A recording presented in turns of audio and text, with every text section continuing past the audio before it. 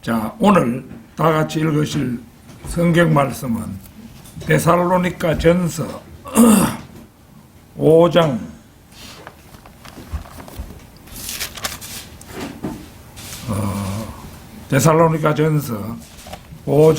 1절에서 7절까지 말씀입니다.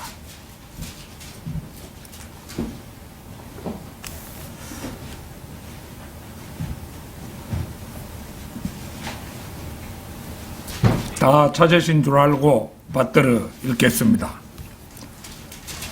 그러나 형제들아, 그 때와 시기에 관해서는 너희에게 쓸 필요가 없으니 이는 주의 날이 밤에 도둑같이 오리라는 것을 너희 자신이 정확히 알고 있기 때문이니라. 그들이 평안하다 안전하다고 말할 때에 아이벤 여인에게 진통이 오듯 갑작스런 멸망이 그들에게 임하리니 결코 피하지 못하리라. 그러나 형제들아, 너희는 어두움에 있지 아니하니 그날이 너희를 도둑같이 덮치지 못하리라.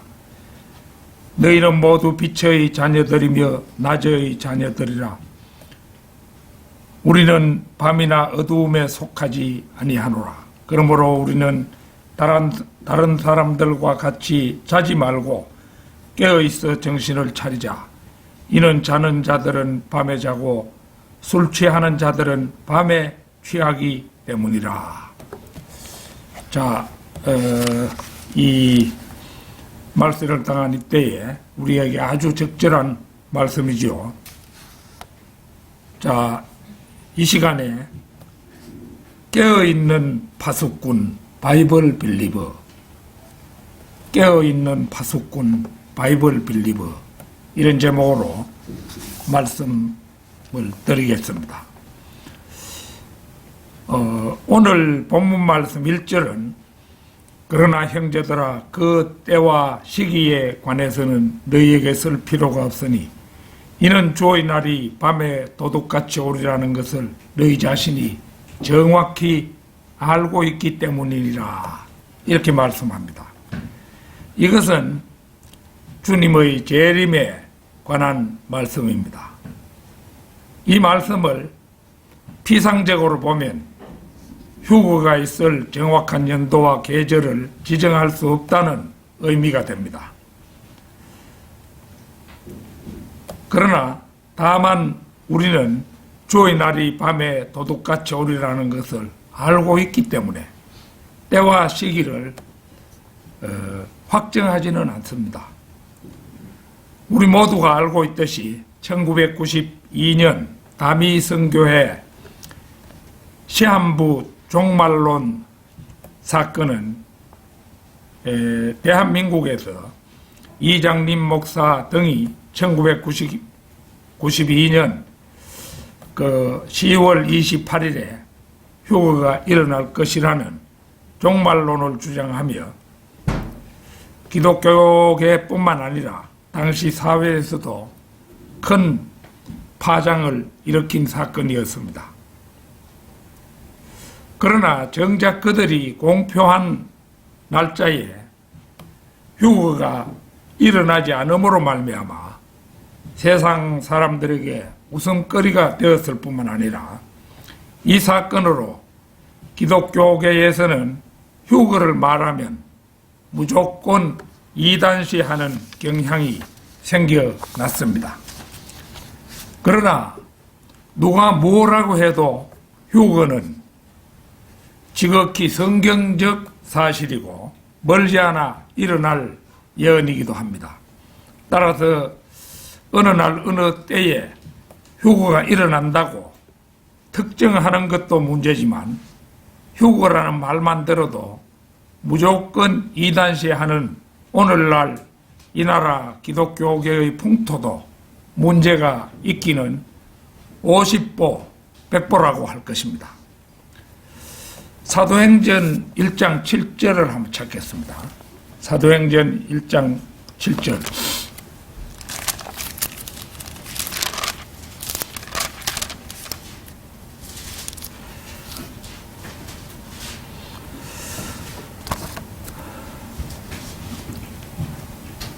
주께서 그들에게 말씀하시기를 너희에게는 그 때나 시기를 알게 하신 것이 아니요 아버지께서 자신의 권한에 두셨느니라.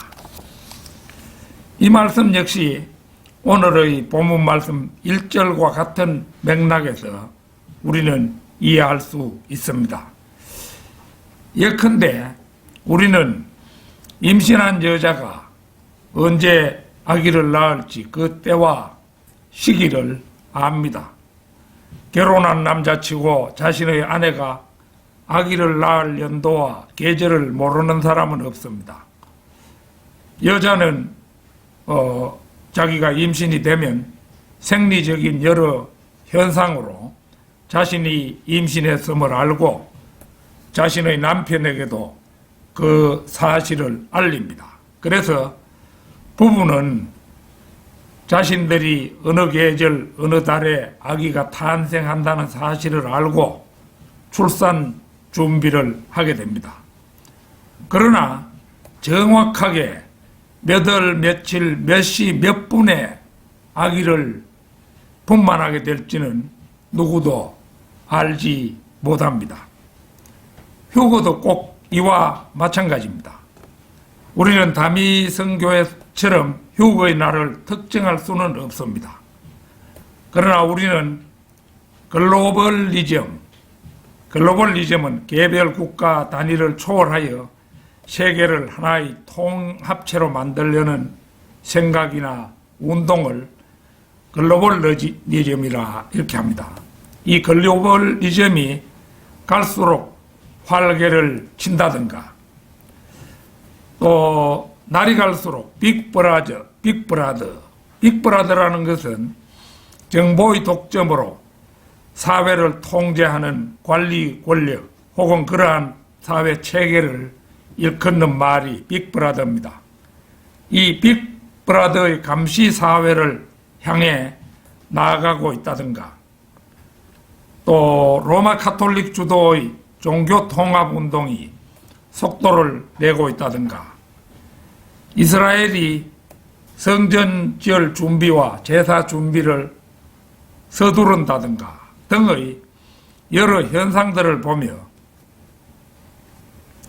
적그리스도의 출현이 그리 멀지 않았다는 조짐을 느낀다면 바이블 빌리버들은 저마다의 촉수를 곤두세우고 마지막 시대의 징조들을 감지하면서 휴거가 가까워지고 있구나 이런 것을 마음에 느끼게 되는 것입니다. 휴거는 마지막 시대를 사는 우리 성도들 곧 바이블 빌리버들에게는 뭐 그렇다고 바이블 빌리버만 휴거가 되는 것은 아닙니다만은 바이블 빌리버들이 제일 그 휴거의 수혜자로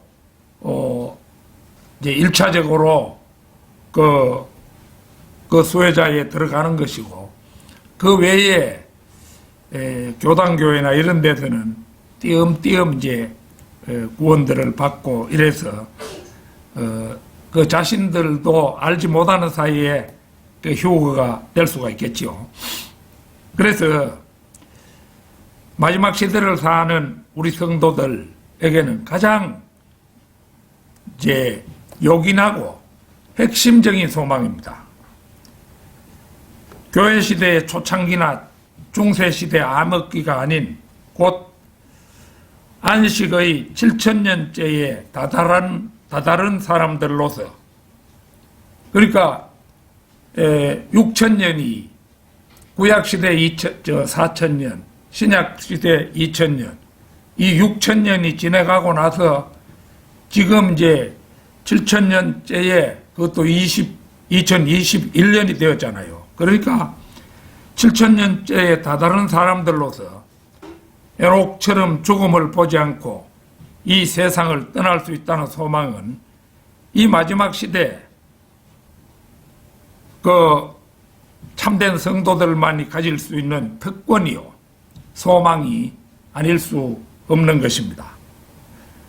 오늘 저는 이 마지막 시대 잠들어 어디로 흘러 떠내려갈지 모르는 사람들이 되지 말고 늘 깨어있는 성도들이 되자는 의미에서 이 설교를 준비하게 되었습니다. 깨어있는 파수꾼 바이블 빌리버. 첫째는 휴거를 뿌리부터 부정하는 무천년주의 창시자 어거스틴과 그 충실한 추종자 존 칼빈입니다. 잠언 13장 13절을 찾겠습니다. 잠언 13장 13절.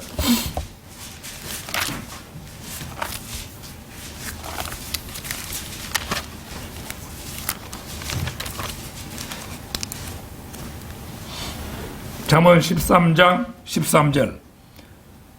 말씀을 멸시하는 자는 누구라도 멸망할 것이나 계명을 두려워하는 자는 보상을 받으리라.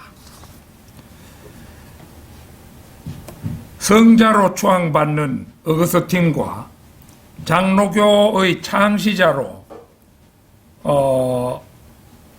마치 이 시대의 하나님처럼 떠받들려지는 그 존 칼빈은 많은 사람들을 믿기 힘들겠지만 두 사람 공이 하나님의 말씀을 멸시한 대표적 사람들이었습니다. 장로교의 창시자인 존 칼빈은 그의 이름이 붙은 칼빈주의의 창시자가 아니었습니다. 많은 사람들이 까맣게 모르고 있지만 칼빈은 자신의 교리를 아우렐리우스 어거스틴으로부터 가져왔습니다. 이 어거스틴이라는 인물은 칼빈주의 체계의 골자를 칼빈이 태어나기 약 1100년 전에 착안하고 가르친 사람입니다. 칼빈을 따르는 칼빈주의자들은 어거스틴이 성경을 가르쳤기 때문에 성경적인 교부였고 성경적인 교부가 가르쳤기 때문에 칼빈이 믿게 되었으며 따라서 칼빈주의는 성경적이라는 해괴한 주장을 합니다.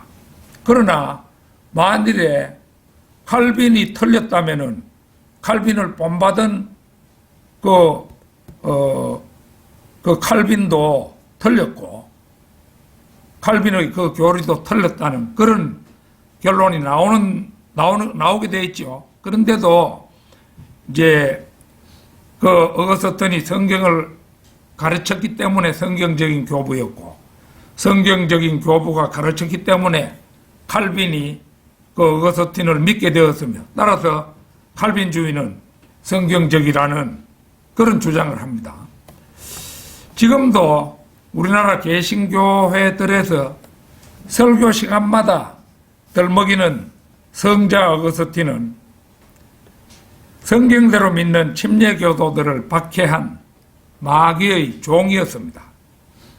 그가 행한 이단적 가르침들을 살펴보면 성경에 없는 유아 세례를 믿었고 교회 국가를 믿었으며 남녀 간의 성교를 죄악된 것이라 주장했고 부부 간의 관계를 맺어야 후손도 남기고 해서 이 사회가 유지되어 가는 거잖아요. 그런데 원천적으로 남녀 간의 성교를 죄악된 것이라 이런 주장을 했습니다. 결혼을 또 죄악이라고 했습니다. 다섯 번째는 연옥의 교리를 창안한 인물이었습니다.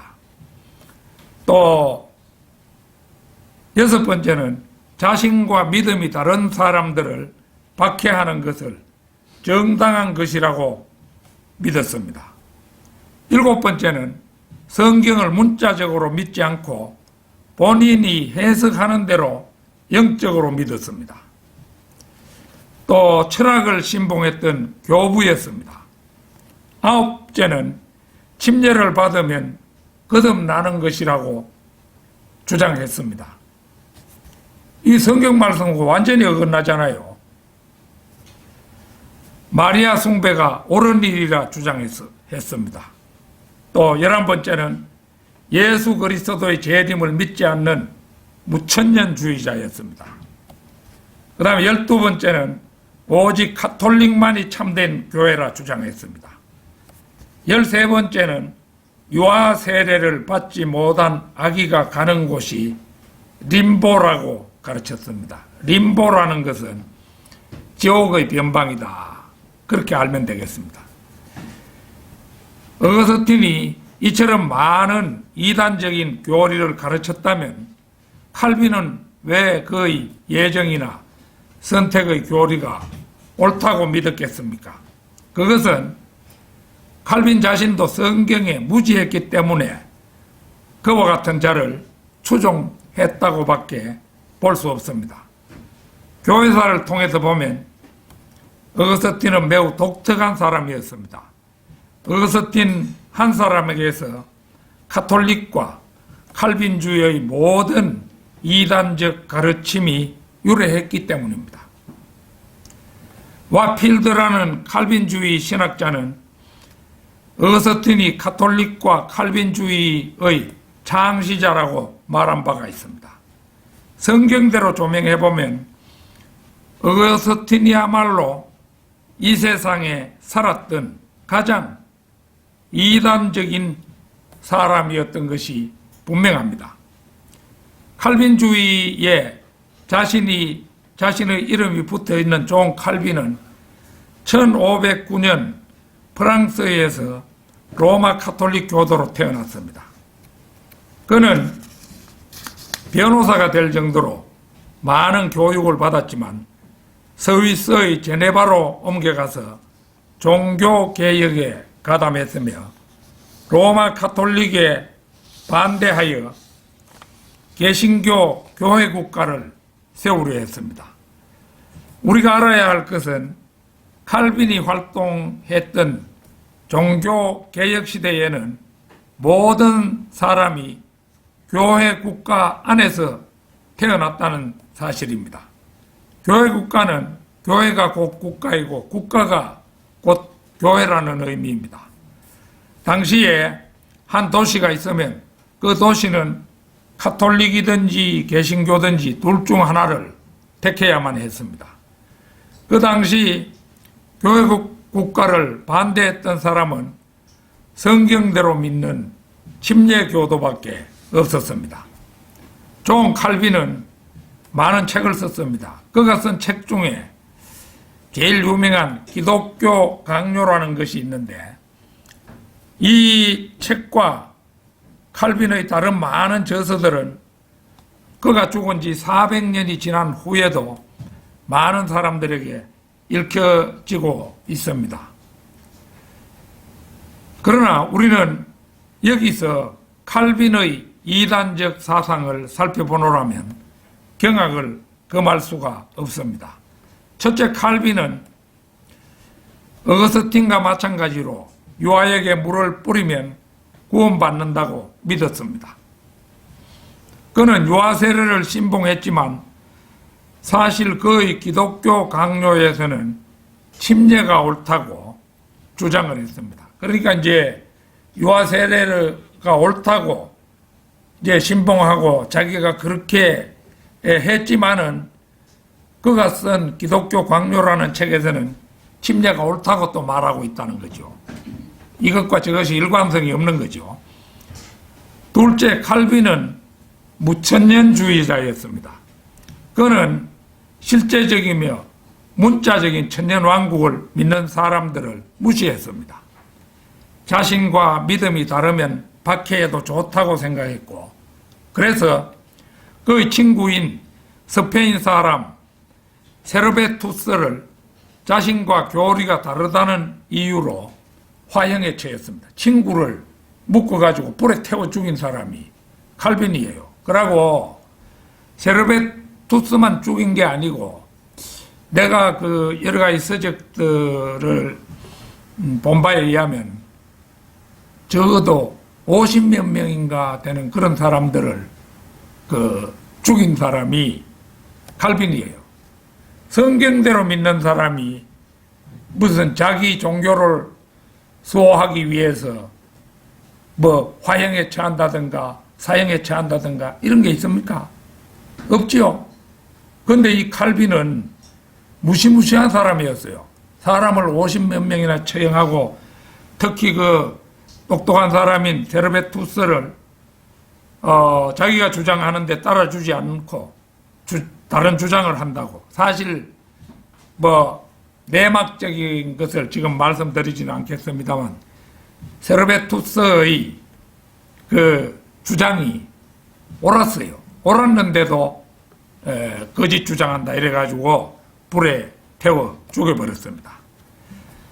셋째, 성경에 따르면 교회 국가는 엄격히 분리되어야 함에도 불구하고 칼빈은 교회 국가를 믿고 로마 카톨릭 교황 제도를 벤치 마킹하여 제네바라는 제네바라는 그 도시 국가의 수장이 되었습니다. 그 왕이나 마찬가지 사람이 된 거죠. 깨어있는 파수꾼 바이블 빌리버. 둘째는 바이블 빌리버는 주의 날에 밤에 도둑같이 오더라도 결코 도둑같이 덮치지 못한다는 것입니다. 그 까닭은 오늘 본문 말씀 5절에서 이렇게 말하고 있죠. 너희는 모두 빛의 자녀들이며 낮의 자녀들이라. 우리는 밤이나 어두움에 속하지 아니하노라. 즉 그리스도인은 빛의 자녀들이며 낮의 자녀들이기 때문이며 또 밤이나 어두움에 속하지 아니하기 때문에 이제 그렇다는 것입니다. 마가복음 13장 32절부터 36절을 찾겠습니다. 마가복음 13장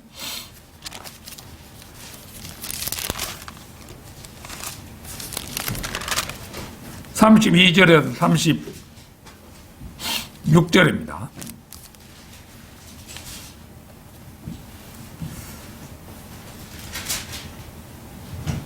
그 날과 시간에 관해서는 아무도 모르나니 정녕 하늘에 있는 천사들도 모르고 아들도 모르며 오직 아버지만 아시느니라. 너희는 주의하여 깨어 기도하라. 이는 너희가 그때가 언제인지 모르기 때문이라. 이는 인자가 마치 자기 집을 떠나 멀리 여행을 하면서 그의 종들에게 권세를 주어 각자에게 일을 맡기고 문지기에게는 깨어 지키라고 지시하는 사람과 같음이라. 그러므로 깨어 있으라. 집주인이 언제 올는지 저녁일는지 밤중일는지 닭이 울 때일는지 아니면 아침일는지 너희가 모르기 때문이라. 그가 갑자기 와서 너희가 잠든 것을 보지 않도록 하라. 내가 너희에게 말하는 것은 모든 사람에게 말하는 것이니 깨어 있으라고 하시더라.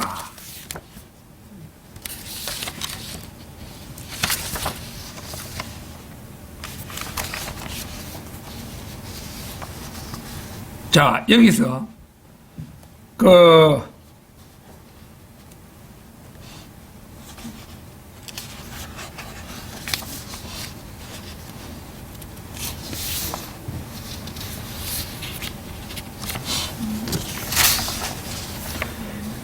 이제 천사들도 모르고 아들도 모르며 오직 아버지만 아시느니라. 이렇게 단정적으로 말씀하신 까닭은 마태복음이 종으로 오신 예수 그리스도를 쓰고 있기 때문에 그렇다고 할 수가 있습니다. 예, 왕으로 오신 마태복음의 시각에서 보면 자신이 재림할 때를 주님께서 모르실 리가 없는 것입니다. 그러나 이제 마가복음에서는 그 예수 그리스도를 종으로 부각시켜서 기록하고 있잖아요. 그러니까 이제 모른다고 하는 게 맞지요. 이제 그렇게 그 대목을 정리하면 되겠습니다. 교회 시대는 어두운 밤입니다. 밤은 4경점으로 나누어지는데 6시에서 9시 저녁입니다. 9시에서 12시 밤중입니다. 12시에서 3시 닭 울 때입니다. 그 다음에 새벽 3시에서 6시는 아침입니다. 그리고 저녁은 이제 연대상으로 보면은 한 500년부터 1000년, 그 두아티라 기간이라고 할 수 있고, 한밤중은 1000년에서 1500년 4대 교회 시대라고 볼 수가 있고, 닭 울 때인 1500년부터 1900년 이 시기는 종교개혁 시대라고 할 수 있습니다. 지금은 해 뜰 때 주님께서 오시기 직전이라고 적용할 수가 있는 것이지요. 한 경우를 더 보도록 하겠습니다. 요한복음 6장 15절 한번 찾겠습니다.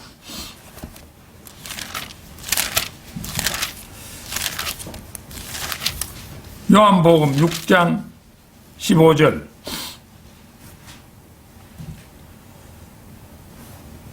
그 15절부터 21절까지 보겠습니다. 그러므로 예수께서는 그들이 와서 자기를 억지로 데려다가 왕으로 세울 줄 아시고 혼자서 다시 산으로 가시니라. 저녁 때가 되어 제자들이 바다로 내려가서 배를 타고 가퍼나움을 향하여 바다를 건너가는데 날이 이미 어두웠으나 예수께서는 아직 그들에게로 오시지 아니하더라. 바다에 강풍이 불므로 파도가 일더라. 이 바다는 갈릴리 그 호수잖아요. 그때 그들이 노를 저어 25 내지 30 스타디온쯤 갔을 때 1스타디온은 약 200m 정도로 계산하면 되겠습니다. 그러면 30 스타디온이면은 2, 3은 6 이래 되니까 6km쯤 갔다 이 말이죠. 예수께서 바다 위로 걸어서 배로 다가오시는 것을 보고 두려워하더라. 그러나 주께서 말씀하시기를 나니 두려워 말라고 하시더라. 그때 그들이 주를 기꺼이 배 안으로 영접하니 배가 곧 그들이 가려는 땅에 닿았더라. 날이 어두워졌으나 예수께서는 아직 그들에게로 오시지 아니하더라. 여기 이제 17절. 여기 날이 어두워졌습니다.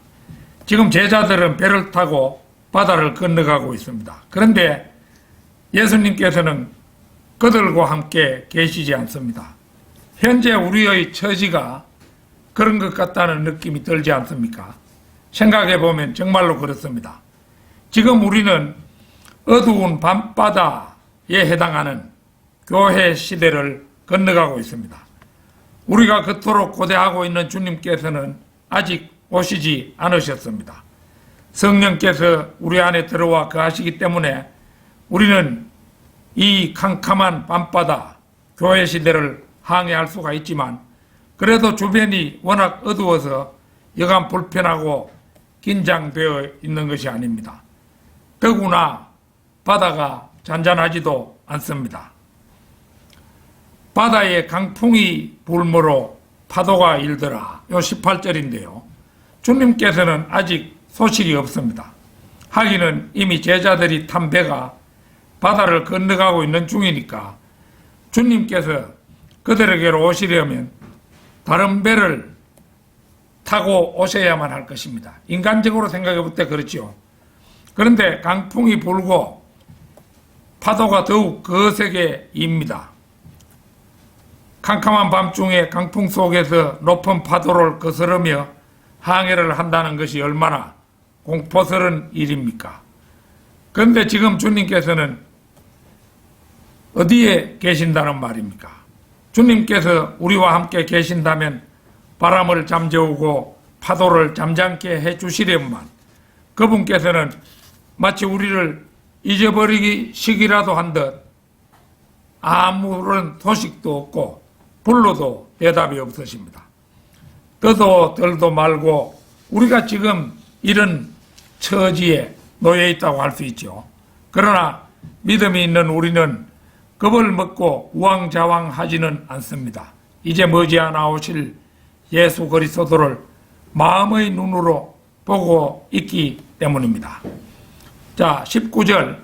그때 그들이 노를 저 25 내지 30 스타디온쯤 갔을 때 예수께서 바다 위로 걸어서 배로 다가오시는 것을 보고 두려워하더라.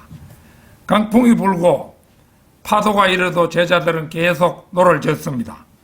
세상이 어둡고 험악해도 그리스도인들은 여전히 계속 노를 저어갑니다. 그러다 보면 마침내 다가오시는 주님을 영접하게 될 것입니다. 그런데 정작 다가오시는 주님을 보자 제자들은 두려워합니다.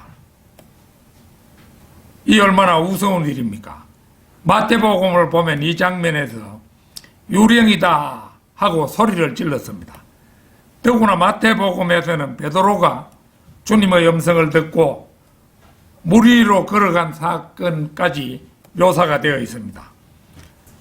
그러나 주께서 말씀하시기를 나니 두려워 말라고 하시더라. 요 20절입니다. 우리는 주님께서 다가오시는 것을 보고 두려워해서는 안 됩니다. 주님께서는 나니 두려워 말라 이렇게 말씀하십니다. 어두운 밤, 그 교회 시대의 그 풍랑을 뚫고 우리가 계속 노를 저어갈 때 마침내 주님께서는 우리에게 다가오십니다. 그러므로 우리는 주위 환경에 짓눌려 겁을 먹어서는 안 됩니다. 우리가 당하는 고난은 우리를 아들로 대우하셔서 의도적으로 주는 징계일 수도 있습니다. 우리가 그리스도인으로 거듭난 이후 고난 가운데 처해 있다면 그것은 필경 하나님께서 단련하시는 징계입니다. 그러므로 우리는 결코 좌절해서는 안 됩니다. 결국 주님께서는 나니 두려워 말라고 하시며 우리에게 어느 날 문득 다가오실 것입니다. 자, 21절. 그때 그들이 주를 기꺼이 배 안으로 영접하니 배가 곧 그들이 가려던 땅에 닿았더라. 이 신비한 구절이죠. 그때 그들이 주를 기꺼이 배 안으로 영접하니 배가 곧 그들이 가려던 땅에 닿았더라. 제자들이 주님을 기꺼이 배 안으로 영접한 사실은 당연한 일처럼 보입니다. 그러나 우리가 주목해야 할 사실은 주님께서는 우리가 그분을 기꺼이 영접할 때까지 기다리신다는 점입니다. 주님께서는 이 일을 절대로 우리에게 강요하시는 법은 없다는 점입니다. 그분께서는 우리가 그분을 기꺼이 영접할 때까지 기다리십니다. 우리들이 마음으로부터 그분을 환영해 드리기를 주님께서는 바라십니다. 제자들이 마음으로부터 그분을 영접해 드리는 순간 어떻게 되었습니까? 배가 곧 그들이 가려는 땅에 닿았더라. 이 구절은 주님께서 공중 재림하실 때 성도들의 휴거를 암시하는 말씀입니다. 그들이 가려던 땅에 닿았더라. 주님께서 다시 오실 때 우리가 가려던 땅에, 그러니까 셋째 하늘에 순식간에 가 닿을 것입니다.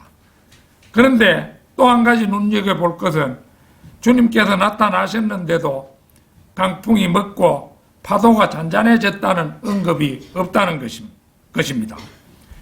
주님께서 다시 오셔서 우리를 공중으로 들어 올리실 때 순식간에 이런 일이 일어나는 그 순간까지는 이 세상의 강풍과 파도가 계속 험악할 것이라는 것입니다.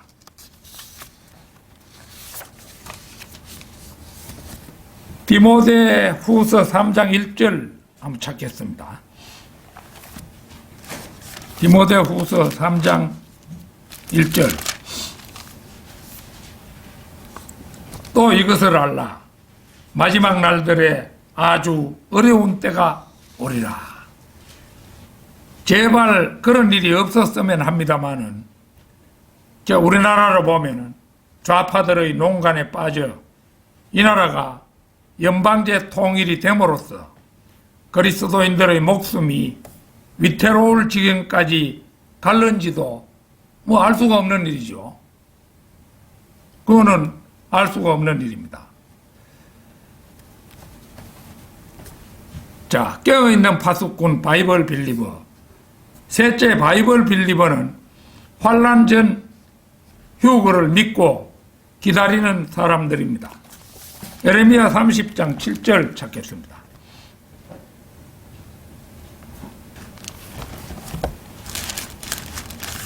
예레미야 30장 7절.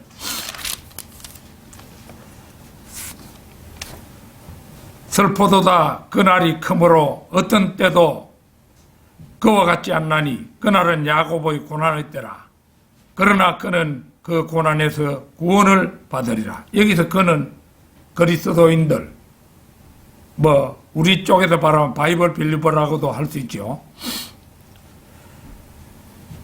이게 이제 결국은 환란 전 휴거를 말씀하는 대표적 구절입니다. 데살로니가 전서 1장 10절도 보겠습니다. 데살로니가 전서 1장 10절입니다.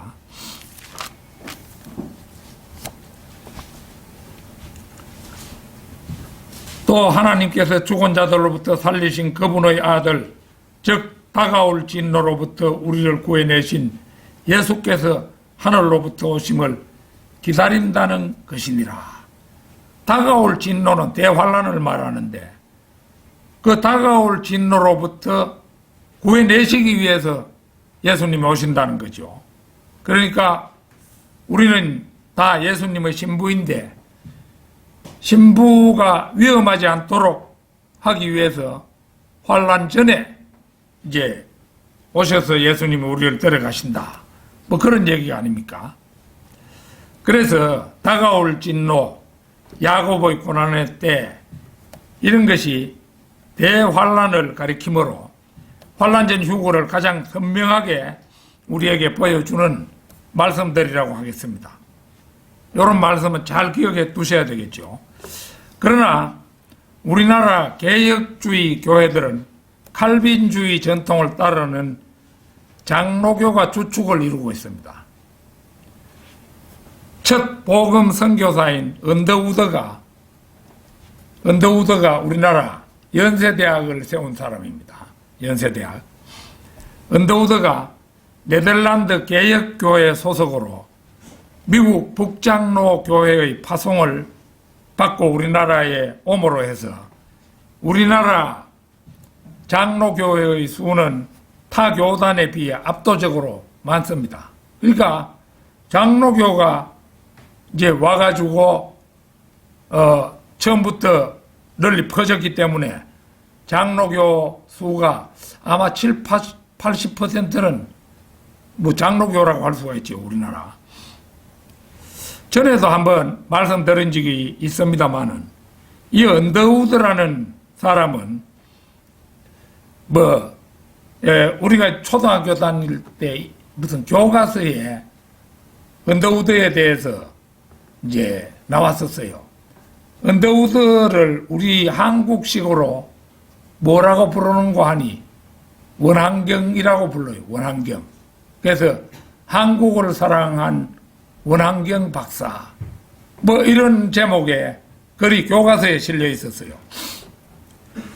근데 이 언더우드는 바른 성경에 대한 믿음이 확고하지 못했던 것 같습니다. 만약 이 언더우드가 침례교도였다면은 침례교도는 킹 제임스 성경을 믿는 사람이잖아요.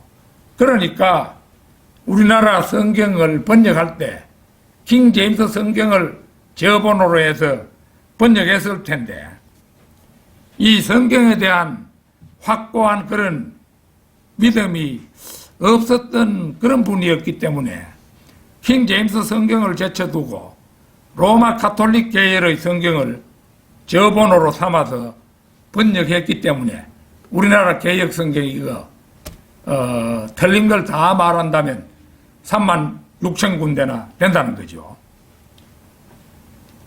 우리가 이제 그 버마의 선교사로 갔던 미국의 그 침례교 목사 아도니람 저더슨 원래는 회중교회에서 그냥 파송을 받았기 때문에 침례교를 믿는 사람이 아니었어요.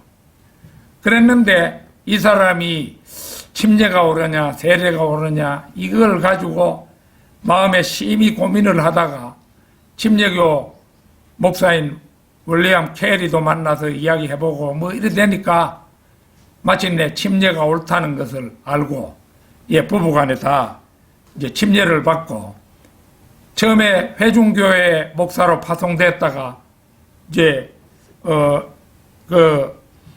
아도니람 저더슨이 침례교로 전환했다 이러니까 결국은 이제 미국의 침례교회가 아도니람 저더슨을 지원했습니다. 그런 거 이제 우리가 먼저 배웠잖아요.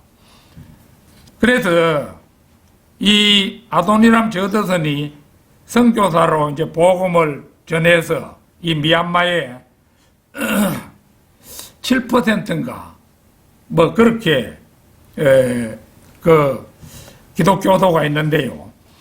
그걸 이제 미얀마 인구에다가 7% 정도를 곱하면은 약 320만 명이 나와요. 그 320만이 넘는 침례교 성도들이 저 불교 국가인 버마에 있는 겁니다. 특히 그 소수민족으로 박해를 받는 카렌족이라고 있잖아요.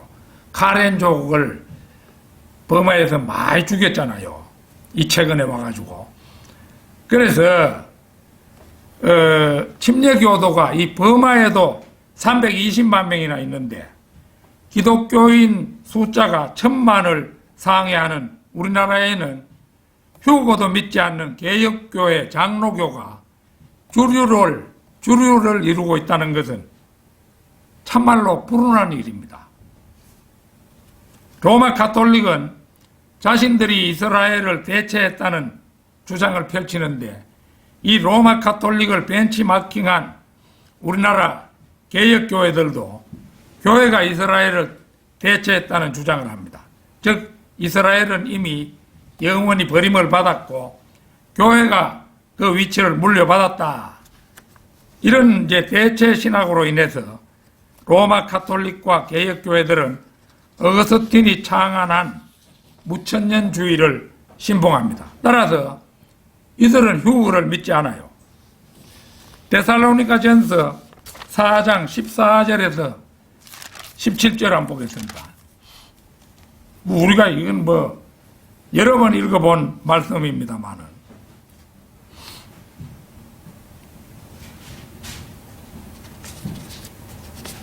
자 14절에서 17절 예수께서 죽었다가 다시 살아나신 것을 우리가 믿는다면 그와 같이 하나님께서는 예수 안에서 잠든 자들도 그와 함께 데리고 오시리라. 우리가 주의 말씀으로 너희에게 이것을 말하노니 주께서 오실 때까지 살아남아 있는 우리가 잠들어 있는 자들보다 결코 앞서지 못하리라. 주께서 호령과 천사장의 음성과 하나님의 나팔 소리와 함께 하늘로부터 친히 내려오시리니 그러면 그리스도 안에서 죽은 자들이 먼저 일어나고 그리고 나서 살아남아 있는 우리도 공중에서 주와 만나기 위하여 그들과 함께 구름 속으로 끌려 올라가리니 그리하여 우리가 영원히 주와 함께 있으리라. 이것은 고린도전서 15장 51절에서 54절 말씀과 더불어서 가장 위대한 휴거의 말씀이잖아요. 그러나 우리나라 개혁주의 장로교회들은 가장 옳은 전천년주의를 버리고 무천년주의를 표방합니다. 그래서 그들은 데살로니가전서의 휴거의 대표적 말씀뿐만 아니라 휴거에 관한 모든 말씀을 경각심을 가지고 주 요심을 대비하라는 경고의 메시지로만 봅니다. 그러므로 그들에게는 휴거의 위대한 구절들이 모두 비유에 지나지 않게 됩니다. 그러니까 주 요심을 대비하라는 경고 메시지 정도로 이해하기 때문에 그래서 우리가 방금 이 데살로니가전서 4장 14절에서 17절 읽었지만 이게 뭐 어떻게 비유입니까? 혹은 어떻게 상징입니까? 이게 주님께서 오신다는, 구름까지 오셔서 우리를 데려가신다는 그 말씀인데, 이걸 갖다가 결국은 경각심을 가지고 주의 오심을 대비하라는 경고의 메시지로 본다. 이 정신 나간 사람들이죠. 그러면서 내가 전에 이제 개혁주의 교회인 장로교 어떤 신학교 교수로 있는가 봐요, 그 사람이. 그래가지고 가르치는데 뭐라고 가르치느냐. 하나님은 출애굽 때 홍해라는 바다도 정면으로 돌파하신 분이다. 요단강도 역시 우기에 정면 돌파했다. 십자가 죽음도 주님께서는 정면으로 돌파하셨다. 그러므로 우리 주님은 몰래 공중에 재림하셔서 자신의 신부를 데려가실 그런 비겁한 분이 아니다. 공중 재림이란 문자주의에서 온 것이다. 문자주의라는 말은 문자적으로 성경을 해석한다 이 말이에요. 그게 옳잖아요. 옳은데 문자주의가 틀리는 것처럼 얘기하는 거예요. 문자적으로 해석하는 것이 문제다. 환란을 통해 남은 자를 추려낸다. 이 사람 이제 환란을 자신들이 통과한다는 거예요. 그 환란을 통해서 진짜 백이들을 가려낸다 이 말이에요. 환란을 통해 남은 자를 추려낸다. 환란의 불 속에서 남은 자를 구해내시는 분이 우리 주님이시다. 이 사람들 환란을 통과한다고 믿고 있는 거예요. 그리스도의 신부가 그런 신앙을 가져서 뭐 하게요, 그거. 이게 이제 개혁주의 장로교 신학교에서 가르치는 엉터리 무천년주의 믿음입니다. 성경 해석의 가장 올바른 방법인 문자주의를 부정하는 이런 마귀적 믿음이 이 나라 기독교의 주류를 이룰 수밖에 없다는 사실은 실로 불운이 아닐 수가 없습니다. 전에 내가 휴거는 어느 계절에 일어나는가 그 설교를 우리 모퉁이 돌에 실었잖아요. 그걸 어떤 목사에게 주었더니만 와, 이런 설교를 이런 데다 실습니까? 휴거에 대한 설교를 실었다고. 자기들은 휴거를 전혀 믿지 않으니까 휴거는 이단의 소리라고 생각하는 거예요. 그러니까 아직 장님이지요. 장님들, 그 사람들. 장님들이 그래도 자기들이 제일 많이 하는 것처럼 이 장님들이 기가 펄펄 살아서 바르게 가는 사람을 이단으로 취급하는 것이 우리나라 현실입니다. 오늘날 기독교의 종주국이라고 할 수 있는 미국에서는 종파를 초월하여 미국에는 장로교가 조금밖에 없습니다. 한 5% 정도 될까 말까. 미국 북부에 북장로교라고 있는데 그게 우리나라 복음을 전한 종파예요. 그렇다 보니까 우리나라에 장로교가 많은데 종파를 초월해서 휴거를 믿는 사람이 장로교든 침례교든 60%를 상회한다는 통계가 나왔습니다. 우리나라는 1천만 기독교인 가운데 휴거를 믿는 사람이 1%도 안 됩니다. 0.6%도 될란지 모릅니다. 얼마나 비극적인 현실입니까? 자, 마태복음 24장 1절에서 5절 한번 보겠습니다. 마태복음 24장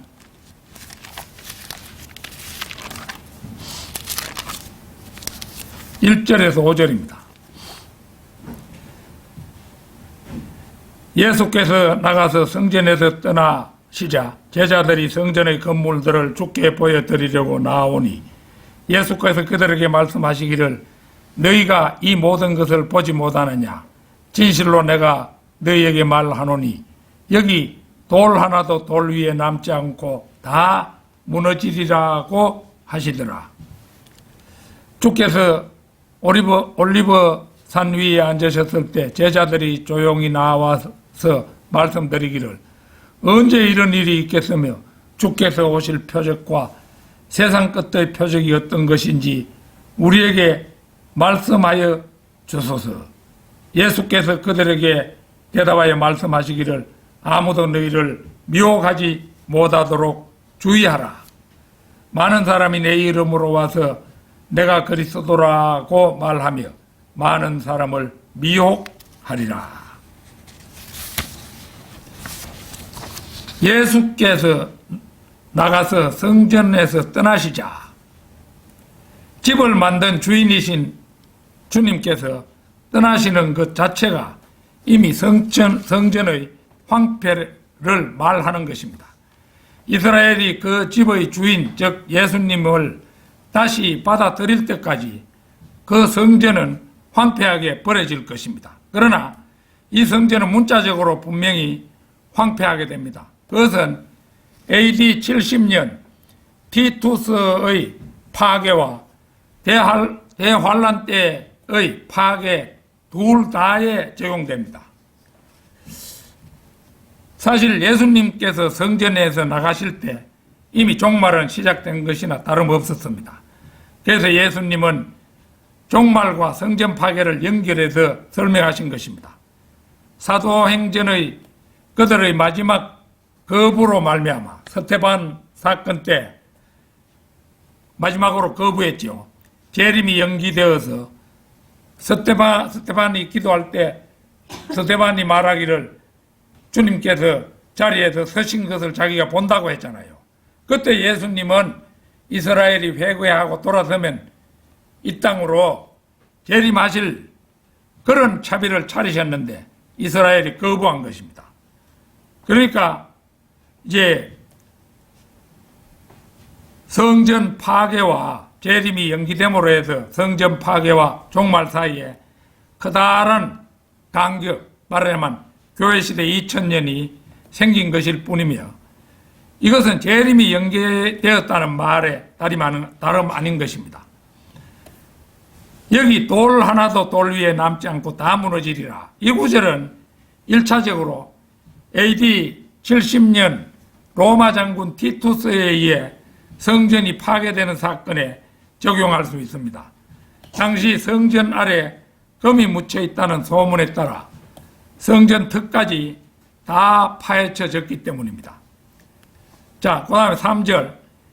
언제 이런 일이 있겠으며 주께서 오실 표적과 세상의 끝의 표적이 어떤 것인지 우리에게 말씀하여 주소서. 제자들이 묻는 질문의 언제라는 말은 돌 위에 돌 하나도 남지 않고 다 무너질 때에 해당합니다. 예수 그리스도께서 이렇게 대답하신 것 때문에 무천년주의자들은 그 사건을 AD 70년에 국한하여 적용시킵니다. 그러나 역사는 반복되는 법입니다. 예수님 당시로부터 400년 전에 솔로몬 성전과 예루살렘이 파괴되었던 것처럼 느부갓네살에 의해서 솔로몬 성전이 파괴되었지요. AD 70년에 헤롯 성전과 예루살렘이 다시 황폐화됩니다. 그러나 성전 파괴와 예루살렘의 황폐는 2000년의 교회 시대를 뛰어 건너서 대환란 때에 다시 한 번 더 반복될 것이라는 점입니다. 여기 돌 하나도 돌 위에 남지 않고 무너져라는 상황을 AD 70년에 한정할 수 없는 까닭은 그 다음에 나오는 7, 9절이 그 사실을 말해줍니다. 개혁교회 이런 데서는 결국은 이제 AD 70년에다가 돌 위에 돌 하나도 남지 않는다는 이것을 이제 적용시키는데 그렇게밖에 적용이 안 되는 것은 틀렸다는 거죠. 그 적용이 틀렸다는 거예요. 자, 마태복음 24장 7절에서 9절 한번 보십시오. 마태복음 24장 7절에서 9절. 민족이 민족을 대적하고 나라가 나라를 대적하여 일어나겠으며 기근과 역병과 지진이 여러 곳에서 있을 것이니 이 모든 것들이 고통의 시작이니라. 그때에 사람들이 너희를 고난받도록 넘겨주며 죽이리라. 또 너희는 내 이름으로 인하여 모든 민족에게 미움을 받으리라.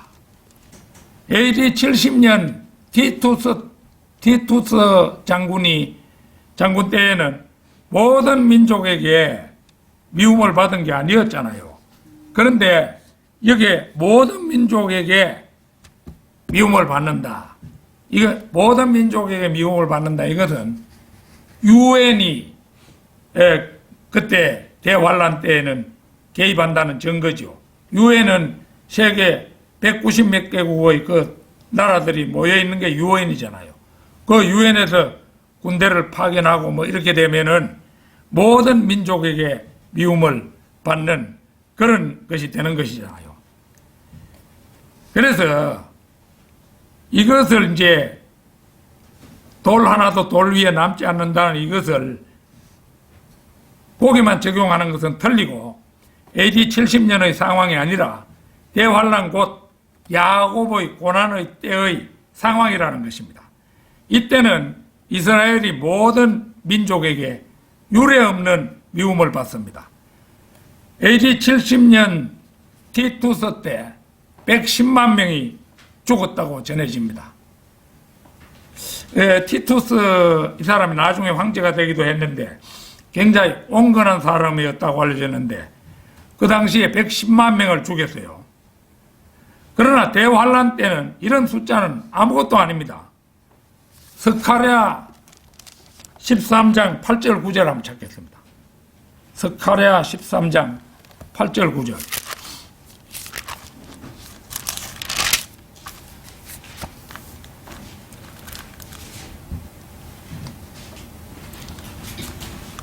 스가랴 13장 8절 9절. 주가 말하노라.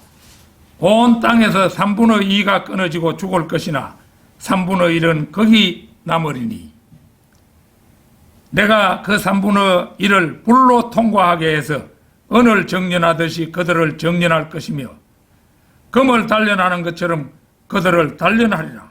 그들이 내 이름을 부르리니 내가 그들을 들으리라.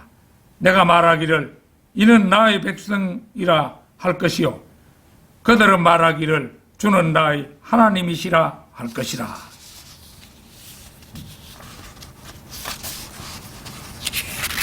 지금 현재 이스라엘 인구 얼마 되는가 아십니까? 지금 현재 이스라엘 인구는 한 880만 명 정도 되는 거예요.